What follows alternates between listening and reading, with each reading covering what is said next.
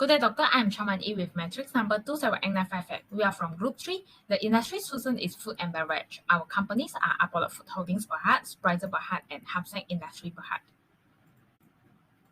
First of all, we have done the economic analysis in terms of monetary and fiscal policy as well as other economic factors such as inflation and the unemployment rate, which have fallen from 4.3% to 3.6% in 2022. In order to control inflation and the currency depreciation, the Monetary Policy Committee had increased the OPR from 2.5 to 2.75%. Overall expenditure in 2023 is estimated to be slightly lower at 372.3 billion or 20.5% of GDP due to the reasons of aspirations of the COVID-19 fund. Next, we will discuss the growth cycle and the competitive positions of our chosen company. Apollo may be more risky because the company's revenue was recorded as negative, while Sprizer and Hapsang Berhad are expected to grow positively every year. Besides, we have evaluated the competitive positions between companies by using SWOT analysis. That's all from me now. I will pass to the next presenter. Good morning, sir. I am Tam Jin Leon, and my metric number is 270006. Now I'm going to explain about liquidity ratios. Current equity ratios are used to assess a company's debt service and safety margin.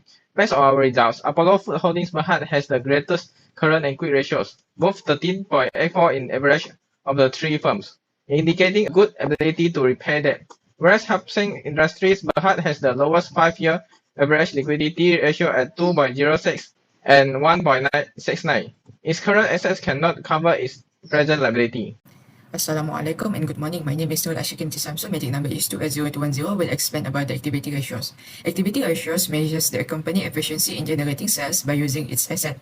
Hapsang Industries Berhad achieved the highest figure in both the account receivable and total asset turnover ratio overall with 8.77 times and 1.32 ringgit respectively. Apollo Food Holding Berhad recorded the highest average inventory turnover ratio for 5 years among the three companies, which is 9.37. Sprizer Berhad has the average turnover ratio in all activity ratios, which indicates that it has an average efficiency in generating sales by using its assets. Next, leverage ratio. Leverage ratio highlights the company financial position, whether the company has the ability to pay back the debt incurred. Sprizer Berhad has the highest average debt equity ratio, which is 0.02, while Hapsang Industries Berhad has the highest equity multiplier of 1.53. Comparing both companies, Sprizer Berhad has the ability to pay back the interest on debt since it has the highest average time interest earned of 53.11, while Hapsang has no ability to pay back since the average time interest earned is 0. Assalamualaikum, Doctor. My name is Tanila Amani binti Ahmad Nasri, metric number of 284,610, and I shall continue with profitability ratios and common stock ratio. As for profitability ratio, Hapsang Industry Berhad recorded the highest net profit margin, return on asset, and return on equity, respectively. This means that for every 1 year of sales, Hapsang Industry Berhad will have RM0.11 net profit, while the lowest profit ratio is Apollo Food Holdings Berhad in all ratios. As per common stock ratios, Hapsang Industry Berhad has the greatest 5-year average of PE ratio. This shows that Hapsang Industry Berhad has the highest market capitalization, while Apollo Food Holdings Berhad has the highest 5-year dividend payout ratio, and Sprizer Berhad had the lowest average PE ratio, dividend payout ratio, and price to. As per common stock ratio, the first model to calculate intrinsic value is dividend discount model. As of this model, we use capital asset pricing model as the required rate of return. Then, as for growth rate, we use ROE and firm's retention rate. Negative result of growth rate indicate that the company is not profitable because they do not have adequate profit to reinvest, and growth strategies need to be backed by lenders and investors. Next, we compare the intrinsic value result with the current market price. The current market price of Sprizer Berhad is currently trading at RM2.2 ringgit compared to its intrinsic value of RM3.0441. This means that the stock is currently undervalued.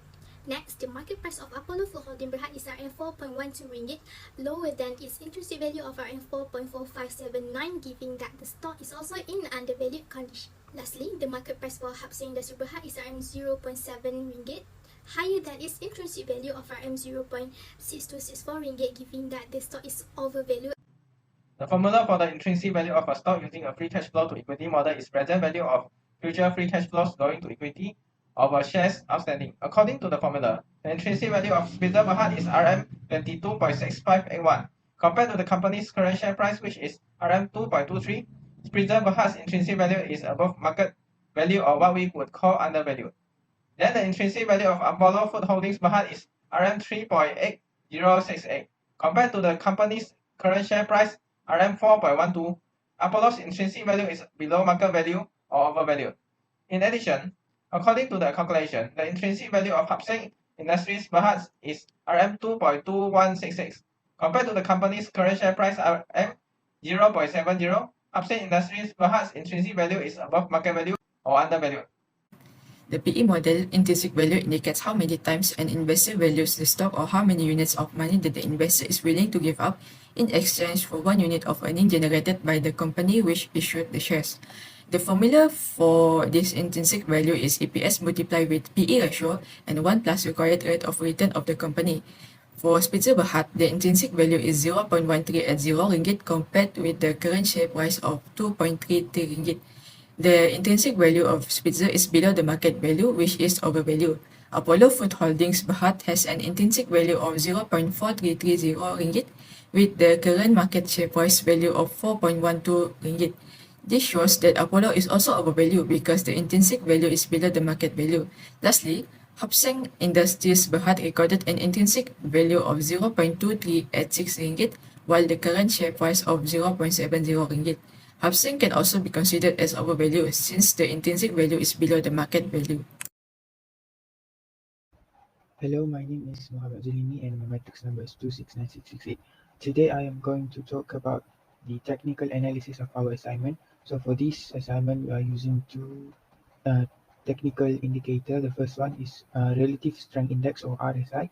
It's a technical indicator that measures the strength of a stock price action. It ranges from 10 to 100 with values above 70 indicating that a stock is overbought and values below 30 indicating that stock is oversold. On to Spitzer, the company currently has an RSI of 58.73, which is relatively high. This could indicate that the stock is in a bullish trend and its price may be due for a correction. And then we have MACD indicator. MACD is a moving average divergence. This indicator compares the short-term moving average to long-term moving average, and it's used to identify potential trend reversal. When it comes to Spitzer, the MACD value of 0.027 is lower than the signal line value of 0.034. This is considered a bearish signal as it suggests that the momentum of the stock is decreasing and it may indicate a potential trend reversal or a period of consolidation. Now I'm going to talk about the technical analysis for Apollo. Apollo currently has an RSI of 53.47, which is relatively high compared to the all companies, indicating that the stock may be in a bullish trend and its price may be due for corrections. And also Apollo has a MACD value of 0.021 and a signal line value of 0.019, which indicates a bullish trend. However, the MACD is fluctuating around the signal line, which is not a strong indication. The last technical analysis is for Hapseng. Hapseng currently has an RSI of 41.6, which is relatively low, indicating that the stock may in a bearish trend and its price may be due for a rebound. Hapseng has a MACD value of negative 0.004 and a signal line value of negative 0.000, which indicates a bearish trend. And then the MACD is consistently below the signal line, which is a strong bearish indication. In conclusion, Hapseng is in a bearish trend as indicated by its RSI, and the consistency of its MACD value below the signal line is a strong bearish indication.